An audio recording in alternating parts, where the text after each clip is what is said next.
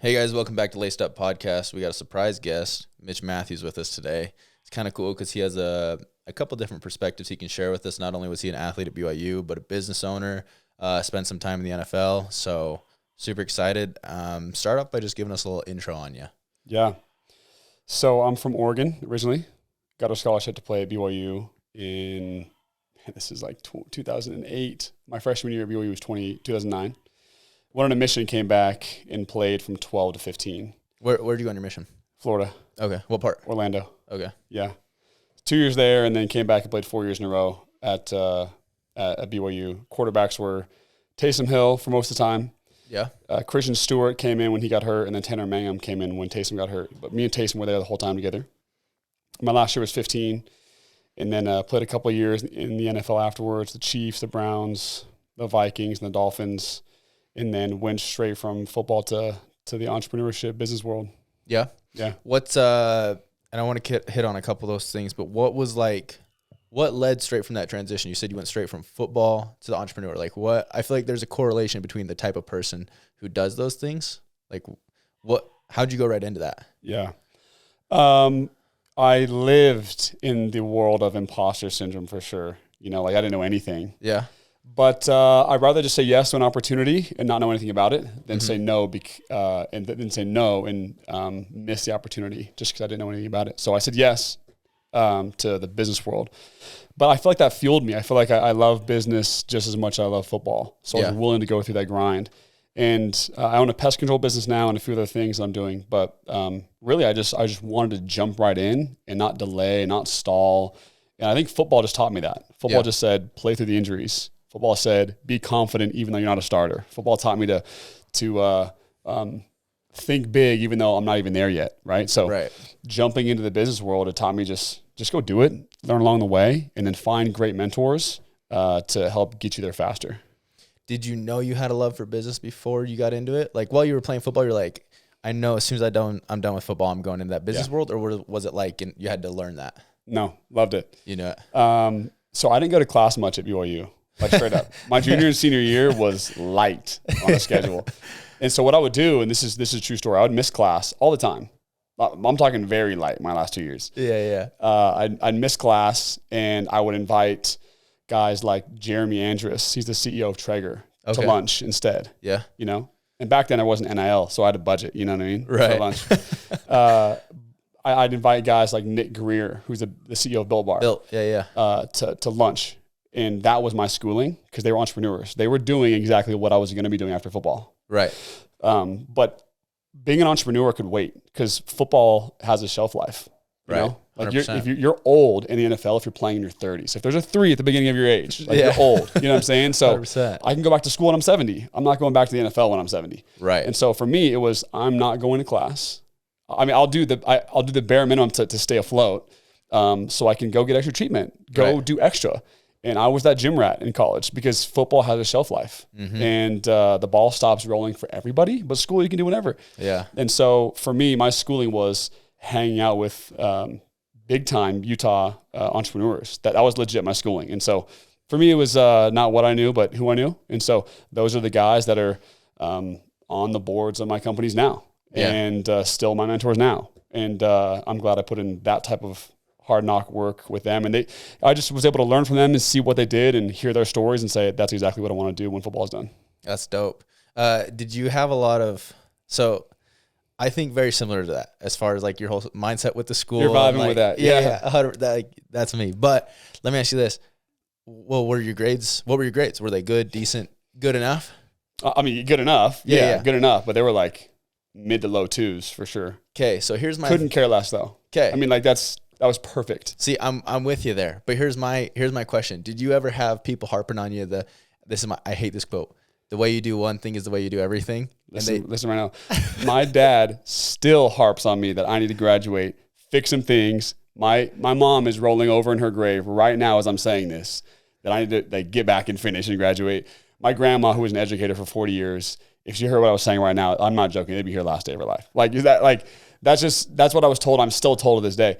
But like that can be true. Like how you do one thing is how you do everything. I mean, no, sorry. It is true. Yeah. But like how I was doing football, like I was grinding. Like I mean, if you ask a lot of my teammates, they would say I'm one of the hardest workers they've ever met. Right. You know what I'm saying? It's just, I'm not going to go work hard in something that's not going to serve me later. Exactly. So I just chose to work hard in the thing that was going to serve me. And so going all in on football served me the most. Going all in on exercise sciences with like in a degree that I don't care a ton about and wasn't going to use later was not going to serve me the most. So I went all in on the thing that was going to serve me the most. Okay. Yeah. See, I totally agree with that because coaches will use that quote to try to don't let them do it, dude. Don't let them do it. Trip you to go into class and get good grades. I'm like, but I'm totally. Well, you know why they say it though. You like imagine if you failed a class and couldn't play. Like they're going to say that to get you to go. You know exactly. And some kids do like they don't have the ability to not go to class and still manage their like the reality of it is you can not go to class and still pass your class. Like it's not that hard, but some people,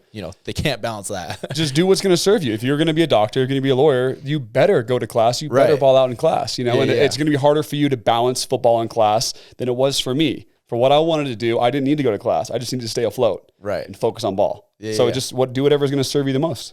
And so you felt like spending time with obviously some of those mentors was what served you the most. Yeah.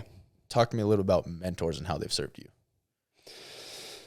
I to this day still searching out mentors and better people, and I'm a big fan of and live by this question: who's next to you? Like who's next to you will be who you're going to become. And so when I was on the Miami Dolphins, Jarvis Landry sat next to me. Yeah. And so that's what I got to learn from every single day. He's a Pro Bowler, right? That's dope. When I was on the Cleveland Browns, the guy whose locker was right next to me, Joe Thomas, best offensive lineman ever. Because he was on the end and I was on the end of the receivers. And he was getting paid $1 million a week. I saw one of his checks in his locker. It was $1 million a week. A week. A week, bro. A week. And that was who was next to me. And when I was at BYU, Cody Hoffman and I played together for 2 years. He's one of the best, if not the best, receiver at BYU ever. And he was next to me. Yeah. And so my question I ask myself now is who's next to me? Because I'm probably going to become like them if they're next to me. Yeah. And so I ask myself that all the time. And so when I was in college and I knew education and learning was important. I'm not saying that learning is not important, but that type of learning in textbooks wasn't important for me. Right. And so who was next to me that's going to serve me when football is done? It was the best entrepreneurs in Utah. And so I put them next to me. Right. And I deliberately worked. DMs, found out their assistant's email and just DM'd them, Right. And so I could put my favorite person who's going to serve me the most next to me. That's dope. And now you use the term, what is that? Your bio says, is that athletepreneur? How do you say it? Yeah, athletepreneur. Yeah, what's that? Just something you came up with? Or? I mean, just from being an athlete to an entrepreneur, and then now it's like, well, I'm an athlete in the morning, and then I'm an entrepreneur the rest of the day. Yeah. That's awesome. And if I can treat myself like that, then there's so much crossover between the two. Right. So if I can, that served me going from athletics to entrepreneurship. And so why can't it serve me now? Right. You know what I mean? That's huge. And would you say you're a pretty routine driven dude? Are you a routine guy? For sure. Yeah. I mean, there's people more rigid than me for sure. Yeah. But yeah, I mean, I think you can typically tell who someone's going to become in 10 years by looking at two things. One, who they're around, because that's how big they'll think. Right. If they're around Pro Bowlers, they'll think like one. Yeah. That's the first thing. Second thing is just look at their daily calendar, because that'll tell you the speed at which or whether or not they're going to accomplish that 10-year thing. Mm-hmm. And so my calendar is busy on purpose because I know that's the speed at which I'm going to go. Right. So I think routine is just if you have big dreams, your daily calendar, your Google calendar, your physical calendar, it better have a lot in there or else you're not moving fast enough. And you might dream bigger than the speed at which you're actually going, which is scary. That makes sense. So I'm assuming you have a very specific 10-year goal. Yeah. So I have, I write these down daily in the morning. It's just my top 10. Mm-hmm. I learned this from Casey Baugh, but it's writing down 10 things you want to accomplish that year. So 2023, and then 10 things I want to accomplish in my life, and whether that's, one of them is, I want to become the entrepreneur of the year in Utah by, before I'm 40. So in my 30s. That's one of them. And I write it down daily. So it's just on my mind all the time. Right. And then, so if that's on my mind all the time and I'm going to fill out my calendar, do those match, somewhat. Sure. It comes down to two things. Either it helps you achieve your goal or it doesn't. There's no in between. right? Yeah, I've learned that. That's and so, I mean, I think a lot of people or they underestimate the value that comes from writing something down every day and seeing it every day. Like you can't, even if you think it's like your goal, if you aren't writing it down every day, you're missing out. Like you aren't as focused as you could be on that. Yeah. And I will say that like there are a lot of days where I miss, it just totally passes my mind. Yeah. And I'll go back and look, I'm like, wait, the last time I did this was like 4 days ago. Like, yeah. I swear it was yesterday. Yeah. So you don't realize how much you're actually not thinking about something. So writing stuff down, having it in a calendar, is just a great gauge to really how fast you're actually going. Yeah. I notice you do that. You're an ice bath guy, right? Big time. Every day or what? Can't say every day. Can't say every day. I mean, between ice baths, in the river, between cold showers to these snow hikes that I do, right? Shirtless hikes out in the snow. It's often more often than most, but it's not every day. Right. So the snow hike. Yeah. Tell me about that. So 3 years ago, exactly 3 years ago, I went to Poland and spent 8 days with Wim Hof. Eight straight days. 8 straight days at his house, sleeping in bunk beds. So me, Jesse Itzler, Aubrey Marcus, Lewis Howes, Mike Posner, a bunch of us went to do this Wim Hof experience. Yeah. And stayed at his house for 8 days. He taught us the breathing therapy, the cold therapy. And day one, after the breathing therapy that he taught us, we did a 10-minute cold plunge in his backyard. And this is January in Poland, so it's freezing cold. So we're chipping through ice in his backyard to get in. We did a 10-minute cold bath, which as an athlete, we do 5 minutes, like just the lower body. Yeah. Right? But this is up to our neck. In like what, 34 degree water? I mean, yeah, as close as you can get to freezing, right? Right? And did that and just learned like really how we have a lot more superhuman than we think, Right. And that's just putting Wim Hof next to you, And after that, we were jumping off cliffs into cold water, doing all this stuff. And just to watch a 60-something-year-old man do all this stuff with like ease. I mean, we're talking ease. And he's making us all look silly. The last day, like the crowning jewel event, was a 4-hour shirtless, shorts only snow hike on Mount Śnieżka in Poland. It was 4 hours. It was we think Utah's cold. This is January in Poland, right? That's that's like the epitome of cold. Right. And it crushed us, but it was a beautiful thing. And he taught us how to literally survive and with breathing and just mindset. And so I brought that back home to Utah and told my friends about it. And a lot of people do it, not because of me, but a lot of people do it just because that message is out there. Right. Let me ask. We should do one, by the way. Yeah. We should do one. Let's do it. I ice bath every day. I haven't missed yet in 2023. So really? Yeah. I have BYU? Either BYU or I have a horse trough in my backyard. Smart, dude. Luckily, how it's nice been cold is it enough. though? Yeah. How nice is that? Dude, game changer. Game changer. Like, yeah. And I'm either taking a quick dip in the morning or if not, I'm at least taking a cold shower, like something like, you can't match it. You wake up. You can tell the difference of days when you've cold bath and when you haven't. 100%. For sure. Oh, without a doubt. It's a big converter too. When people do it for the first time, they get converted pretty quick because it's such a stark difference. Oh yeah. I made my wife go do it with me the other day. She had never done it. We went, there's this place in Draper called Gico. It just opened. Yeah. Saunas, cold plunge. They actually do Wim Hof breathing before you do it all. And nice. that was actually the coldest water I've ever been in because their plunges are running water. Running's the worst. Yeah, it sucks. Well, the best, but it's the toughest for sure. Yeah, so I made her go do it with me, and it was funny. So what a grind! It was good stuff. Yeah, it's a staple for sure. That and sauna. You're sure? I was just about to ask you, sauna culture. What's that? This is my buddy's company, Cedar and Stone. They make like pristine, amazing saunas out of Duluth, Minnesota. Yeah, and this is one of his sweatshirts. So it's just we're this is not a plug. This is just like, this is what I wear. I just love it. So I just rep the sauna. But I love sauna, love cold bath, love the breathing stuff. And that was like as of late that I got into that. I think as you get older, you sort of start looking for more ways to be healthy because you're not 18 anymore, you know? And so you actually have to put an effort to. Right. Sauna, I'm obsessed. Dude, I've rented this mobile sauna. It was a guy that converted a horse trailer. Like when you look at it, you're like, there's got to be horses in there. It's a horse trailer. But he converted it into a sauna, and I've rented it like a couple times already. I'm renting it in like a week and a half from now. We should go. Let's all go. Let's do it. Let me know. And we'll park it by a river and go cold river to sauna back and forth. Dude, that's a dope idea. He just has a mobile sauna. This guy. There's one in Utah. Bro, that's crazy. I'm going to build one. Yeah, do it. Have to now. But I've rented it a bunch. I'm renting it 3 times. I mean, I might as well have equity in this company. I've rented it so many times. Right. But in like a couple weeks for a conference I'm going to, so I have some buddies flying into town and we're going to hit it up. That's dope. You're invited. You're all invited. There we go. I love it. Couple things I want to ask you about. One of them, like your family. Tell us about your family, both your family growing up and your personal family now. Yeah. Growing up, I had an older brother. There's just 2 of us. He got a scholarship when he was a sophomore.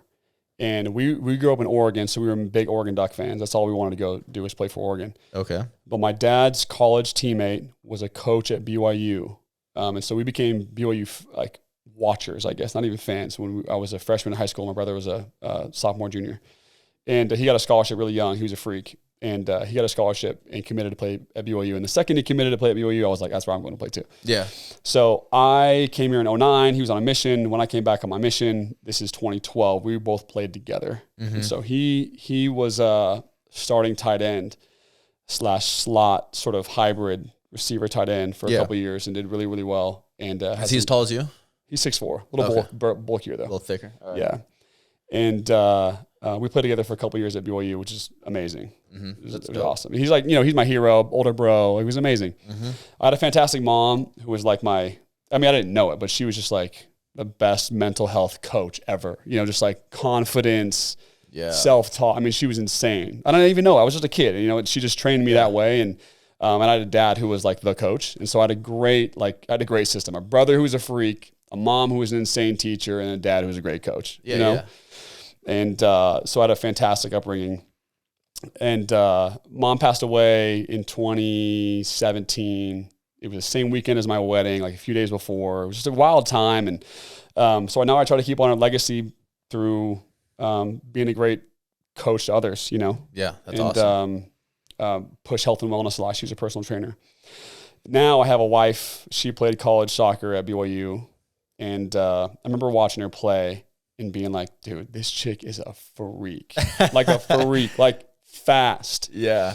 And I got so tired of getting called the slow white guy for so many years that I had to marry the fastest girl at the school. You got to. I had to, dude. There's no other choice. You know what I mean? And so she actually, she was recruited for all 4 years she was at BYU on the soccer team to run track. And so she goes and runs track. For 1 year, senior year, and it's like the fastest girl at the school, just like without any training. Right. Just a freak, dude. It's insane. Natural. That's awesome. And so we got 2 little girls now that are just fantastic. I'm so glad I had girls first. And then whenever we have a boy, we'll have a boy. Yeah. We'll get him ready. But our girls are fantastic. We love them. What are their ages? 2.5 and 6 months. Pretty much. Yeah. That's awesome. Yeah. And how'd you meet your wife? Was it just at school? Yeah, at BYU. We saw each other a lot. But like we never interacted just because we were at the same building. Yeah. And someone set us up on a date. And then since the first day, I don't think we missed a day hanging out. Yeah. Since then, just best friends. Just best friends right away. And she's great. She laughs at all my jokes. So it just makes That's good. She just makes me seem like I'm hilarious. So she's great. That's cool. Yeah. I do want to go back to something you said about your mom. So you said your mom was like this or she was a mental coach. Not even really, but yes. To you, you know what I'm saying? It's funny because, like you obviously see the way your parents shaped the way you turned out and your qualities, like confidence was one of the things you talked about. It's, I see similar things in my mother that I've actually had people ask me about. They're like, "Okay, dude, like you have this confidence. Like, where did that come from? You've had it since you were young." The mom. That's what it is. And it's like at the time, like you said, you don't notice it. Looking back now, we see all these videos on YouTube and all this stuff about self-esteem and confidence and, trying to be this person. It's like, mom knew these things 15, 20 years ago. Exactly where it came from. You know? So I live by this now. And I didn't know I was living by this when I was a kid. But a parent's external words are a child's internal words. Did you say that on your Instagram? I might have. I just saw, I think I say it all the time. Must have been your Instagram. Yeah, I saw that the other day. And so I didn't know my mom was doing this, but she trained me to think I could do anything. Yeah. She literally fooled me into thinking that, you know? And I was loved, man. And I try to, now that I know that and I'm conscious of it, I try to replicate that with my kids now too. Because my external words, they don't know anything about self-talk like my kids don't. Yeah. And my external words will become their internal words. So like it's like pep talks every day with my kids. And they have no idea I'm doing it, you know? Yeah. You know that my youngest daughter, she can't even say a single word yet, but I know her body is listening to what I'm saying. I know it. Yeah. It's just, it's real. And my older daughter, she's 2.5. Almost 2.5. And I'm saying, like, I'm speaking so highly to her because it's important. It's what my mom did to me.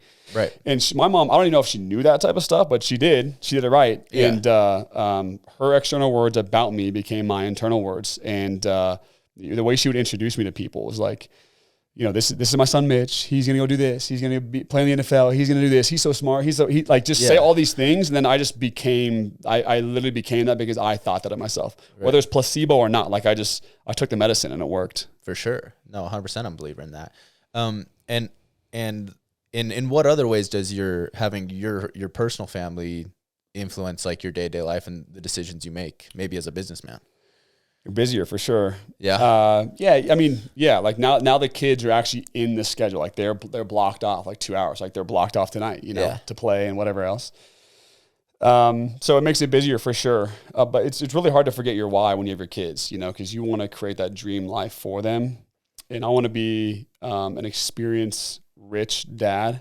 Yeah. Right? Because I don't want to give them anything for free, like give them money when I pass on or give them whatever. I want to give them a lot of experiences so they can look back on that. Like they were rich in experience, they were rich in love, and they were rich in confidence, they were rich in mental health, and then they can go make the money they want to make if they want to make money, or they can go impact the people they want to impact. They can just do whatever they set their mind to because they're rich in love, experience, and all those ingredients to make them think like they can do anything. Dude, that's awesome. Yeah. I love that. I think I get asked about once a week, whether it's from my wife or someone else, like, oh, when you having kids? I'm like, dude, don't buy in. I'm like, don't buy into that, dude. I'm not even on my mind yet. Don't even buy into that, dude. 3-4 years. I had my first kid at 29, so I'm 31 now. That's what I'm saying. 29 is a perfect number. It's a fantastic number. Yeah. See. But look, this is what I actually say. Like, my kids are fantastic. I wouldn't trade them for anything. They're fantastic. Right. And I'm glad I had them late because like.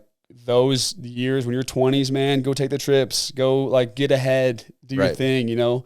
Because when you have them, they're not going anywhere. They aren't going away. You're stuck with them now. And so like, you're still young when you're 29. I think that's the problem in Utah is it's a culture thing. Oh, for sure. The culture makes you getting asked the questions when you're kids. Like that doesn't get asked anywhere else but here. So if you didn't live here, you'd have kids later. Yeah. It's a weird thing to think about. And the second you get married, that's the next question. First off, it's like, hey, when you get married, it's like, I'm only 22. It's like, I don't got to get married yet. And then it's like, you're married now when you have kids. It's like, I'm still only 23. It's like. Yeah, it's natural. And yeah, have them when you want to have them. But I'm telling you, like, Utah does it differently for sure, which is fine. Right. But take your time. For sure. And then I want to ask you a couple questions about like, so what, your NFL career. Yeah. How many years was it? There's 2016 and 2017. Okay. Yeah. I wanted to be different than it was for sure. Right. So I went, 2015 was my last year at BYU. Mm-hmm. And I knew I was going to test well, like in front of all the scouts. Right. I did. And I had the stats to back it up. But I was told before the draft and everything, my agent was like, look, you're 25 and you're white. Like, it's not a good look already, right? You know what I mean? As a receiver, like, it's just not a good look. Right. And so they're like, look, because your age, you're probably not going to get drafted. So just be ready for that and just go pick your place and go. Mm-hmm. And after the draft was over, I get calls from teams like in the 4th, 5th, 6th round, like, hey, if we don't pick you next, let's come with us, you know? Pretty much recruiting you again almost, right? Yeah. Then they call in the 5th round, hey, if we don't pick you next pick, like, you should still come with us though if you don't pick it, you know? Yeah. And then the draft's over and you're like crushed because you're like, what, like how, you know? Like you're comparing your stats against guys that got drafted. You're like, I'm faster to this. How is this even possible? But you know, it is what it is. You already planted that thought in my mind. Like if it doesn't happen, I can still have a pick where I go. Mm-hmm. It came down to Green Bay and Kansas City. Mm-hmm. And, you know, Andy Reid calls me. I actually served my mission with his daughter. Oh, really? It's crazy. I knew her, so I knew their family a little bit. And I got a call from him. Actually, I got a call from Mike McCarthy first. He's like, you got to come to Green Bay. And I'm like, dude, playing with Aaron Rodgers would be so sick. Just being in the locker room, it'd be just like, it was like, and he called me, I think 3 times in one day. Mike McCarthy, he's the coach of the Cowboys now, but he was the coach of the Packers then. And he's like, really wants me to, like you're getting recruited. I'm not kidding. Yeah. And then Andy Reid calls me, and it was one of those ones where like, he's like, dude, you're coming to play with me. You know, like it was just like, I was like, all right, like, you know, yes, sir. Yeah. And I signed a contract that day to go play with them. And I didn't know this, but when I show up to Kansas City, there's a little guy. I didn't know this at the time, but a future Hall of Famer named Tyreek Hill. We came in together as receivers. Oh no! And I called I'll tell you this: first practice, this is OTAs. First practice, I called my dad after practice and said, "Dad, I made the biggest mistake of my life. There's this guy here named Tyreek Hill. He's going to be a first-team All-Pro his rookie year." Yeah, and I knew it. From the second I saw him graze that field, like I knew it. And he was a first-team All-Pro his first year, rookie year, which is insane. That's better than a Pro Bowler being a first-team All-Pro. Right. And he was out of this world talented, and everyone knows him now, and he's insane. Right. And him and I were roommates actually for a bit too. And he's an amazing guy. And I should have gone to Green Bay. Yeah. 100% should have gone to Green Bay. I look back now and I'm like, seriously, to this day, I'm like, why didn't I do that? But you don't know. Tyreek Hill was a 6th-round pick, and he's 5'7". Yeah. I'm like, oh, I can go beat this guy. Yeah. But he was a starter as a 6th-round pick the 3rd day. That's how polarizing he was. Like, he was so good, so fast that no one had ever seen speed like that. So why wasn't he drafted higher? Because he didn't play at one. He didn't play more than 1 year with any college team. He went from 3 different colleges in 3 years. Oh, really? So no one even knew who he was. He didn't have like a long enough stint. Kept getting in trouble. So he was like this like sort of riskier pick. Right. Couldn't have been a cooler dude though when you meet him. Right. He got a bad rap, but he's an amazing guy. He's a great teammate. And he was a starter the 3rd day. I'm not even joking you. That's crazy. DBs were so scared of him. Like once he got past them, they would stop running in fear of pulling a hamstring. Because like if I'm going to go chase after this guy, I'm going to have to kick it into a new gear that I've never seen before. I'll probably pull my hamstring. Yeah. So you'd see DBs just throw their hands up and not just peel off. Yeah. And it was polarized. It was insane. And I knew the first day I was like, I should have gone to Green Bay because of him. Yeah. It's insane. But I mean, I'm cheering. He's my boy. I'm cheering for him and want the best for him. And I was there for 5 months and had a great time. And they released me later that year. I was on the practice squad with the Browns. Had a fantastic time there. Mm-hmm. And hurt my hamstring really bad. And I was out for like 8 weeks. And they let me go. And then it was the off season. So now I'm getting ready to get signed by a new team. And Minnesota picks me up, the Vikings. And I was really, really confident there in Minnesota. Remember I talked to the GM, and he's like, I think I have you at the 5th or 6th guy right now, which is great because the 5th or 6th receiver makes a team. And I don't know what changed. Things changed, but had a great time there, and they released me. And I asked him why. I said, Rick, why? You have me like a 5th or 6th guy. There's like 12 receivers here. Yeah. He's like, well, I know that if I release you, I can get you back in like a week or so. So I'm like, should I leave my clothes here if you cut me? Yeah, you know what I mean? And he's like, no, well, like his stuff just happens. So they released me, and a week later I got picked up by the Dolphins. And I was with them for a while and actually caught a touchdown in a preseason game for the Dolphins against Minnesota, which was cool. Really? Yeah, it was really cool. I remember seeing that. I think because I think Pendleton posted on his Instagram. And that's where I saw it. Yeah. Back in the day. And that felt really, really good. And I hurt my foot really bad, and I was out for like 12 weeks, and I got let go, and I got paid some from that because when you get injured in the NFL, it actually makes you money, like guaranteed money, which is funny. They can't get rid of you while you're hurt, right? Yeah. Okay. Right. So, or if they do, they have to pay you sort of what they owe you. Okay.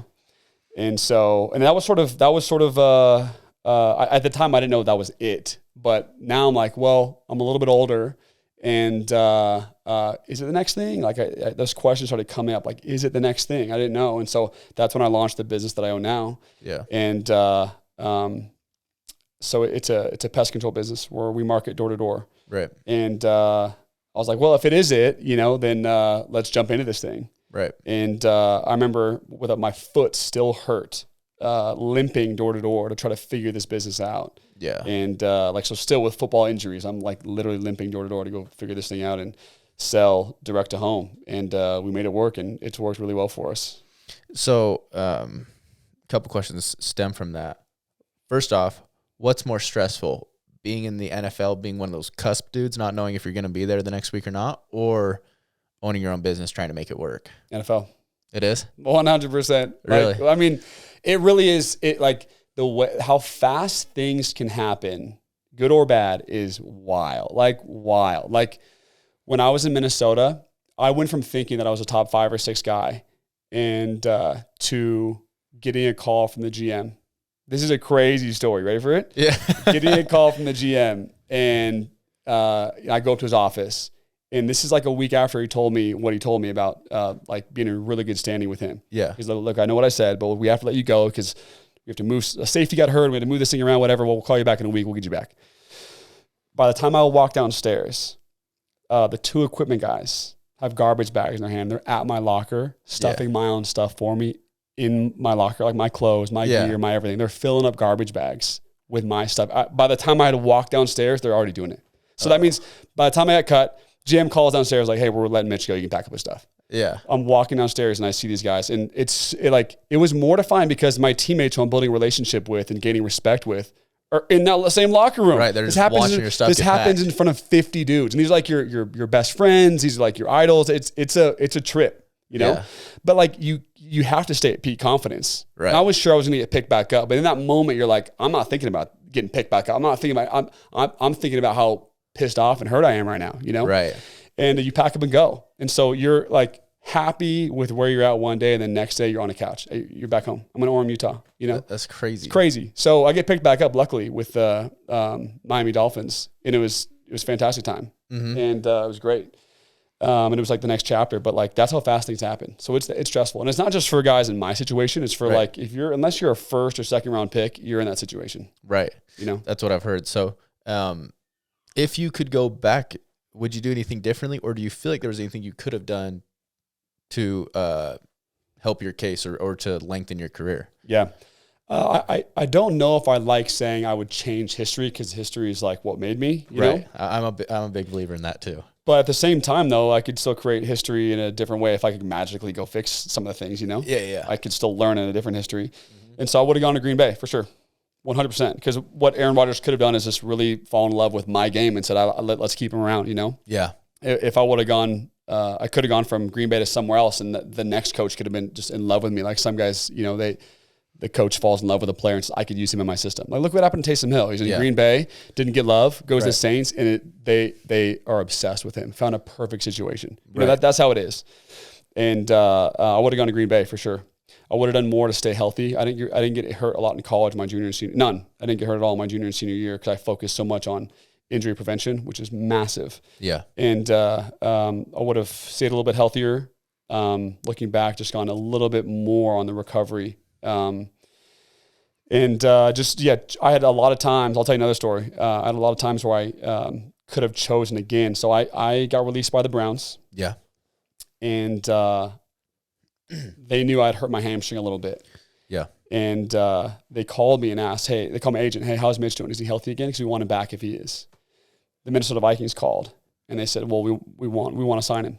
Yeah. So I had a flight from Utah, Salt Lake City, to Minnesota, to Cleveland, back to Salt Lake. So I was flying out knowing I was going to have 2 chances to get signed. They both said they want to sign me. So I flew to Minnesota. If they didn't sign me, I was like, well, you're literally just a connecting flight now, because I'm going to Cleveland to get signed, you know? And the Minnesota Vikings, like they said they would, they offered me a spot, and I signed with the Vikings. But looking back, that was so stupid, because I had already played for the Browns. Their owner was at every practice. Their GM was at every practice. They'd seen me and liked me enough to call me back. Right. That's the thing. Yeah. They saw me in pads. They saw me go up against their Pro Bowlers. They saw me do it. And so the fact they called me back, I said, no, I'm going to Cleveland first, then Minnesota, then I'm going to fly home. Yeah. Because if a team wants you back, you go back. 100%. 100. I mean, in my view, you do, because they saw you, they liked what they saw from you. Minnesota, they had no idea who I was. Yeah. And I had to learn a new playbook. Yeah. So all these little things, I'm like, why did I do that? I don't even remember what my decision-making process was, but a little part of me was like, man, screw Cleveland. They cut me already. I'm going to go to Minnesota. Yeah. I don't know why I thought that, right. You know? But like stuff natural. Like that happened, but you just roll with it. Like, I'm not going to complain. I'm going to go figure it out and get signed again. And if ball's over, I'm going to figure out the next thing and fall in love with the next thing. So my quality of life can still stay high. That's awesome. One more question about this. What were some of those injury prevention things you did your junior, senior year, that you wish you would have kept doing? Yeah. So, I mean, like I recovered a lot. I took care of my body, but like there's still another gear and a lot of soft tissue stuff, I would have done. So a lot of the decentric work. Mm-hmm. So there's the concentric work, which is like the curling of the muscle, right? The flexing of the muscle. And there's the isometric work, which is just like the stabilization of a muscle. Right. So do a lot of those. Ask your coach if you don't know what that means. And then the decentric work. Yeah.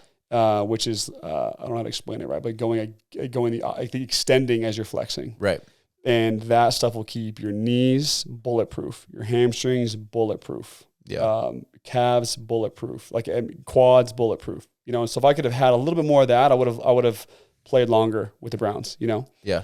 The injury with the Dolphins is a little bit unfortunate. It was a foot ankle thing, tendon thing. But like a ton of the soft tissue stuff for all the college athletes, man, like a ton. DM me about it if you have questions. Like literally I have a ton of stuff that kept me out there because I kept getting hurt my freshman and sophomore year at BYU. Mm-hmm. And it took me out of the game. But there's a level past that where like when you know you're bulletproof, you know you're super, super healthy, you gain a level of confidence. And confidence is everything in sports. Oh, for sure. So if you have that extra level of confidence, like my body's, it's tight right now. Like not the bad tight. Like it's nice right now, you know? Like that gives you the extra level of confidence to make that bigger play, to run a little bit faster. So all that extra work, man, is huge for confidence. Oh, that's awesome. Yeah. And then now I do want to ask you a little bit more about your entrepreneurial side. You go straight from, so like, what was that time split from the time you're done with, it was the Dolphins, your last team, right? To, you said you're out with still with a hurt foot. Yeah. Banging doors, right? 0 time in between. Really? You went straight to it? 0 time. Like 0 time. And I didn't want time because I didn't want to like, dude, you know how hard it is going from, and you've seen hundreds of athletes, like the transition from athlete to whatever else they want to do is tough for some of these guys, man. Tough. Yeah. You know? It's all, well, because it's all they've known. It's like all they've known. Football, basketball, whatever it is, it's all you know your whole life. It's who you are. It's your identity. Yeah. But here's the difference though. You can have confidence in yourself on the field, or you can have confidence in yourself in general. Yeah. Just sheer supreme confidence in yourself. So for me, I had the latter. I had confidence in myself that I could go do whatever it is that I wanted to do. So when football was over, I still had confidence in me to figure it out, get to the top 1% room, and have success in the next thing. Yeah. Most athletes have confidence in only what they're doing, them as the athlete, not them as the human being. That's the difference. That's huge. You know I never thought about that. So I had confidence in just me, and that was from the good mama, you know? Yeah. And the next thing was still hard, but I had all the confidence in the world to go figure it out and still become somebody in the next thing and not go to the future and say, if I could only be back as an athlete. Right. Like you literally leave your confidence back there. A lot of people do. They leave their confidence in history and they can't bring it with them because it's like a whole new person. They have to try to figure out who they are, what they're supposed to be doing. It's like, and that's why it's hard for them. So for me, trust me, it's hard to leave ball, you know, like that's like what I grinded for. It was amazing and what I love. But you don't just love one thing. There's other things you can love just as much. And you actually find sometimes like, man, I actually love this entrepreneur thing more, like at times, you know? Right. And so have confidence in you and learn how to do that so that anything you do, if the coach wants you to move positions inside to outside, if you're a receiver or whatever, or change the playbook on you, like you have confidence in you to figure that out. And so it's going to help you in a lot of ways. That confidence in you will help you decipher, your next path, like what's going to enrich me the most. I want people to have the most confidence in them so they can feel like they can do anything they want to do. Dude, I think that's huge. And I am a huge believer in that. The reason I say that is off camera, we talked a little bit about, you know, I played at Utah State before I came to BYU. In between that time, I went and sold for a little bit. I didn't have any confidence at BYU. It was like it came home from my mission. You kind of get humbled on your mission, right? And at Utah State, I was never able to gain that confidence while I was there. It's like I never got back. When I went out and sold, I was able to I gained a lot of confidence myself through that process, through learning how to sell, learning how to control a conversation, have uncomfortable conversations. Like all those skills I learned through sales helped me gain confidence in myself. When I went into BYU, it's a completely different person. Really? It's like that. It's huge. I see it. It like when I play football, I'm a completely different person. My mind is in a completely different place than where it was before. And it's night and day difference for me.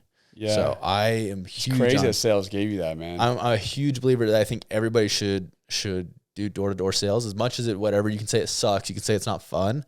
The skills you learn, like, you should be paying for that education. In return, you're going to make a lot of money, especially if you can, nut it out and figure it out. But it's like, I am a big believer in whether you want to do, I don't care if you want to do sales long-term. You should do it so you can develop certain skills, because those give you confidence. Being able to have one-to-one conversations. Like, I would have never done this podcast had I not done sales. 100%. Right? It's like you develop so much as a human. So yeah, you develop a lot of swagger, man, for sure. Yes, big believer. For sure. I see a lot of guys, we have, over 100 reps now. And I see a lot of guys that come in like unsure of themselves and what they want to do. Yeah. You give them one summer in sales and they have some swagger. They come it's so back nice to see different. though. It's so nice. Yeah, exactly. But it's so nice to see though.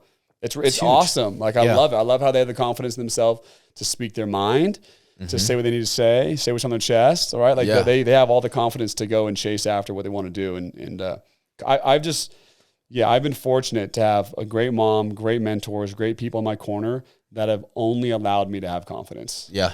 You know what I mean? The down times, I've read too many stories, have too many friends that have had down times. I hear their story. So when I have down times, I have confidence in those because I've heard them all, Yeah. And I've just been taught by so many other people how to have confidence and lead with confidence. So when I didn't know anything going into the entrepreneurship world, I still had confidence in myself that I was going to figure it out. Because when I was at BYU, there was a point where I wasn't even like a top 8 guy. Yeah. You know what I mean? Then my junior and senior year, I'm the number 1 guy there. Yeah. And so like I had to learn from somebody how to do that. You know what I mean? Yeah. And so I just watched other people and I led with confidence wherever I went. Dude, that's huge. That's huge. So did you, straight from the NFL, did you go straight into starting your own company or did you go work for someone? No, right into it, dude. You were like, I'm my own company now. Yeah. That's crazy. Yeah. And I had 2 great business partners that had been in the industry before and they, were sort of waiting for me to be done with ball to do this. And they shouldered a lot of the burden while I was transitioning, you know? And they were great. And they had been in the industry, so they taught me the ropes. But I knew the type of leader I liked. Yeah. And I wanted to be that guy. And so I went out and just put the salesman hat on for the first 3 years, full time. Yeah. And just so I could speak the lingo that they spoke and feel the pains that they felt and know how to succeed. And at the time I was going through a lot. Like I remember my first summer, my mom had passed away like just a few months before. Mm-hmm. And recently married, moved to a new place, injured, like literally, like I said, limping door to door, trying to discover myself again, no more football. Like it was a wild change for me. Right. And I had to succeed through that. And so I tell that story all the time to our guys to help them go through their troughs, and their valleys to get them to their peak. And so I knew that if I could go perform and succeed in that valley that I was in, that trough that I was in, that hole that I was in, then I could help a lot of people find their swagger and their confidence and their ability to sell and communicate and lead and turn into an entrepreneur and start their own business. And so that's what I went out and did my first year. Yeah. So I acted like a salesperson. Just went out and sold for my own company, and I knew I had to do it. Yeah. And it's 100x'd since then. That's awesome. I believe there's 2 characteristics or traits, whatever you want to call it, that successful people have. One of them is that confidence. I think that you have to have that. The other thing is the way they react in those troughs, you call it. Yeah. Like the way you handle adversity is what separates people. Big believer. Like 2 people, they hit the same roadblock. One of them's going to turn around, this sucks, this isn't for me. The other one's going to be like, it's just a roadblock. There's obviously a way around this. Having that, there's a way around this, there's a way over this mindset. I think that's what separates successful from unsuccessful people. Because there's very, very few roadblocks that you hit that you really can't find a way through or over. Very few. And I mean, death, you can't change that. There's a couple of things you can't change, but the successful people always find a way to get through those roadblocks. So I think that's huge. Well, to them, I think the people that lead with confidence, the first thing they say when they're in one of those troughs is, man, how cool of a story I'm going to make when I succeed through this. Yeah. People are going to love this story. Right. And so they look at hard times as an opportunity to tell a story for the rest of their life. Yeah. And there are things that I did in that trough of my life that I will tell stories about forever. Right. And so I don't welcome hard times. You know what I mean? Right. Like, I don't want like hard times. I don't welcome them in. Yeah. But they're inevitable. Yeah. And so when they happen, I'm going to turn it into a story that can inspire other people. And then it makes me strong. It makes those around me strong. And I need to be in a position of strength. Mm-hmm. If you're going to run a company, if you're going to be a captain of the team, right. If you're going to be a good, father, mother, whatever. Yeah. You're going to want to have those stories. What would you say your most fulfilling thing is in your job?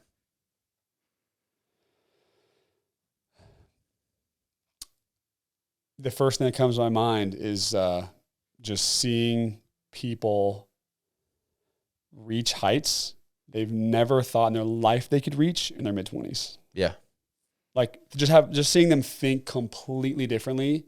Like they thought they were going to earn the money they're earning now in their 60s, but they're earning it in their mid-20s. You know what I mean? Like just to see people 3x their capacity in terms of their confidence, their self-love, their swagger, like just watching people and helping people get to that point of just increasing their consciousness, like understanding there's so much more in the world for them is this fantastic thing. Very fulfilling. You know what I mean? Yeah. I love seeing that. And that's what keeps you coming back. Right. You know what I mean? And then if you can do all that, if you can help a lot of people think like that, you will make a ton. It'll come out of nowhere. Right. It'll come out of nowhere. Like you won't even know where it's going to come from, but it'll come out of nowhere. If you can help humans do that, you'll make a ton of money. Yeah. It'll just come. Yeah. That's something, my brother-in-law Tanner and one of my good buddies Bucket, and they were kind of, that's a cool name. Bucket. Yeah. His name is Bronson. He goes by Bucket. Still. Yeah. He's a nerd, but he's cool. No, I'm still. just kidding. But, that was something they taught me. They're like, dude, don't focus on making your money. Focus on helping people and helping them change. Focus on the individuals. The money will come. Like it just falls. It's a byproduct. But when it's almost like the more you focus on the money, the harder it is to make. When you focus on helping people and serving others, that's when like it just comes. It's just, and that's such a true statement. Think of how many people are insanely wealthy as a solopreneur, just them in the company. It's not many. I can't name one. Yeah. And then think of all the billionaires, think of all the richest people in Utah, the most successful people in Utah. Yeah. Look at their teams and their influence, their company, go in the walls of their company, and you realize there's a lot of people. Yeah.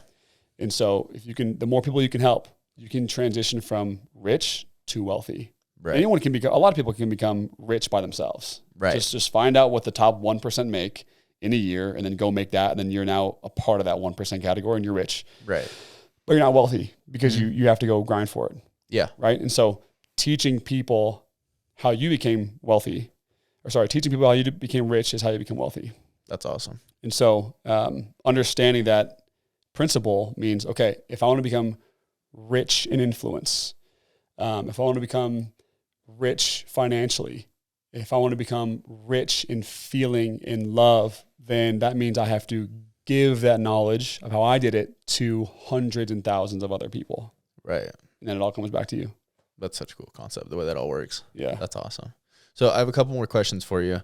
One is, do you have some non-negotiables, like some things that you do every day or some things that are in your belief window, like non-negotiable things? Number one is working out.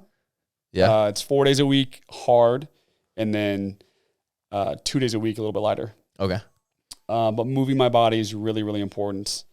I want to live till I'm 100 years old, man. Yeah. For sure. I told myself on the drive here, I want to live till I'm 100 years old. Like, verbally said that out loud. It was a random thought that I had recently, but I'm like, I want to live till I'm 100 years old. Because I just believe that your body is listening. And so self-talk is huge for me. So that's an everyday thing. Mm-hmm. And I'm the guy, like, my wife will catch me, like, talking to myself. Yeah. It's so, by the way, that's so awkward when your wife catches you, like, talking to yourself. It's, like, mortifying, but I'm still going to do it. Yeah, you have to. Working out every day, self-talk is an everyday, all-day thing. It's like a broken record. And spending time with my daughters and my wife, you know? Yeah. I feel rich when I do that. Just those things. That's awesome. Those things alone. I feel rich from that. That's dope.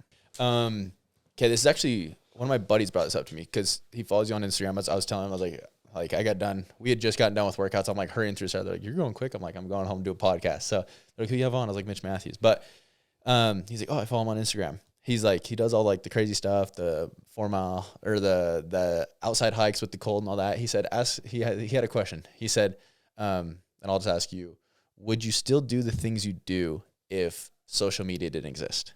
That's such a good question. Yeah. I was like, that's a good question. I got to ask that. Yeah.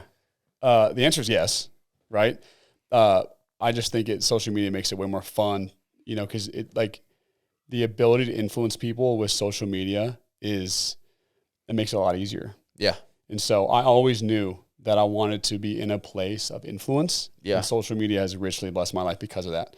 Mm-hmm. But if you look at people who have gone through a lot, they do a lot of hard things because that's almost their way, like back out of it. Yeah. I look at guys that I'm good friends with that have gone through a lot, like some deep, deep stuff. And they're the ones that are running the marathons every month. They're the ones that are bear crawling a marathon. Like everybody that did that. You look at his history, he's gone through a lot. Oh, wow. And so like I feel like I've gone through a lot. And so my way to not go back into that, you know, self-loathe and just like the negative self-talk and go back to that place is by doing those things. So for me, it's a 100% yes and necessity. Yeah. But then social media makes it a lot more fun too, you know? Yeah, it does. You said you've always wanted to be in a place of influence. Is there any like influence, like people who are, I don't want to say like not influencers in the way of social media, but just influential people? Like what are some of those people or who are some of those people you look up to? Yeah, the biggest hero was my mom for sure. And my brother and my dad. Those are the heroes and they were the foundation. But now, I still, I live by this. My high school coach taught me this. He told me, Mitch, you're a big fish in a small pond. Yeah. At the time, I didn't know what that was. He's like, you're the best receiver in Oregon, but if you go down to California, there's 10 more Mitches because California is 10 times the size of Oregon. Yeah. You know, so you need to be in a place where you are constantly finding people who are better than you and, right around your level so you can level up and be ahead of them. Right. Mm-hmm. And that was like the young football coaching that I got from my high school coach. And that has stuck with me. I don't want to be in a place where like, I think I'm doing fantastic. Yeah. I want to be in a place where I'm humbled by how amazing other humans are around me that live in Texas, that live in wherever. Right. And so I reach out to a lot of people. How I know Jesse Isler is through Instagram. Yeah. You know, became friends there. How I know Lewis Howes is from Instagram. And so I have heroes like that. Those are some names that I really look up to. But I put a lot of them in my life because I feel like I need a full-on village to help me out, you know? Yeah, that's dope. And I'm constantly reaching out to people who are doing a lot more than me, influencing how I love the influence and inspiring me, and just so I can take a nugget and accelerate my process to inspire millions like I want to do. That's awesome. That answer your question? Yeah, it does. That's exactly what I was wondering. Okay. A couple more questions. Advice for young athletes and advice for young entrepreneurs. Yeah. It might be the same, might be different. Great question. And I thought of this on the drive here. This is something I wish I could do if I was in your shoes right now. What year in? Sophomore. Okay. Yeah. If I was you, you should do this tonight. Do you have like a top 5 favorite safeties or DBs in the country right now, like from SC, Oregon? Like, do you have guys that, like, you follow on Instagram? You're like, oh, man, that guy's dope. Or NFL? A couple. I don't know that I have 5. Yeah, I could probably get 5. Okay. DM them tonight and say, hey, I just got done with my spring ball. You probably did too. You're probably about to start OTAs if they're in the NFL. I want to fly out there to Oregon, to California, to Texas. Just get a workout in with you. And that'll change your career. Really? Flat out change your career. Because you'll go down to this if you're, let's say it's a guy from UT, University of Texas. You'll go down there, it'll do either one of two things. If you go down there and you get this workout in with this guy that you just like, you've loved him on social media, you've seen him, he balls out, and he's a great safety that you want to be like. You're going to go work out with him, and you're going to realize how freaking good you are. Because you're like, I'm just as good as this guy. Yeah. You know what I mean? It's that 5-star. I'm just as good as him. Yeah. You come back here, you're now a 5-star in your mind. Right. Because you just competed with a 5-star and you realize how good you are. Mm-hmm. Or it'll tell you how much work you have to do. Right. To get to that level. one of two. 100%. I'd be sending DMs tonight. If you're listening to this, send a million DMs. I'll do it. You know like me. Flat out. Show me. And go find those guys that have done more, that are doing more, and it'll do one of two things. It'll realize how good you are, or it'll show you how much work you have to do. And I'm a big fan of competition. Yeah. But collaboration is more important than competition. So go find those guys and flat out say, hey, I'm flying. I want to fly down to California. I know you're going to work out tomorrow. I know you got to lift. I'll come live with you. Yeah. I know you got to, if you're a basketball player, if you're a point guard, go find the top 20 point guards that you look up to and say, I know you're shooting tomorrow. How about we put $200 on the line? We'll shoot 250 shots. Whoever makes more pays the other one $200. Yeah.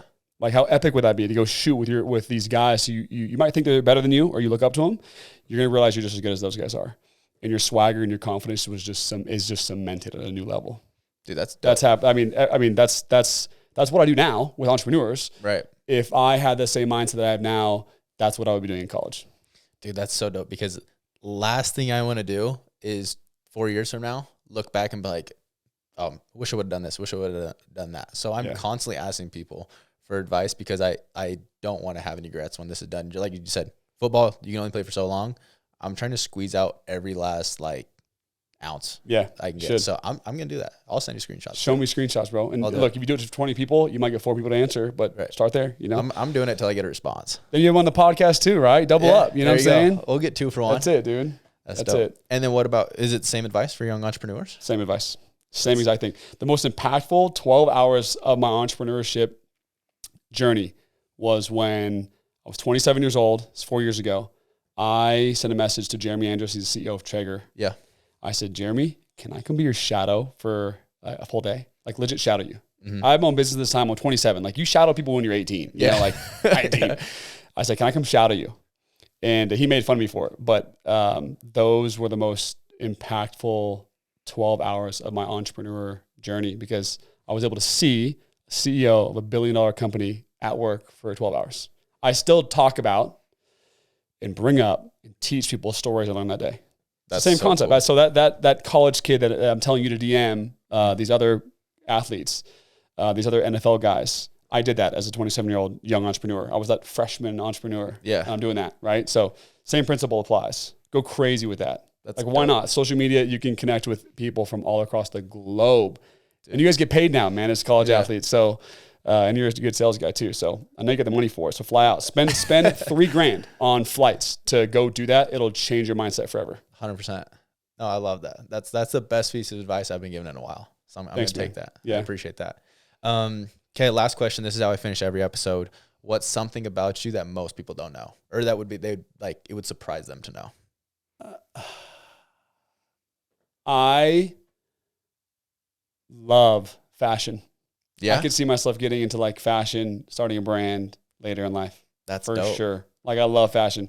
That's way cool. Is that what you're looking for? That's exactly what I'm looking for. Yeah. I love fashion, dude. Love fashion. What about it? Like, I don't know. I just like it. It's constantly bringing me in. Like, I just love fashion. I follow a lot of people in fashion on my Instagram, and I could see myself getting into that one day.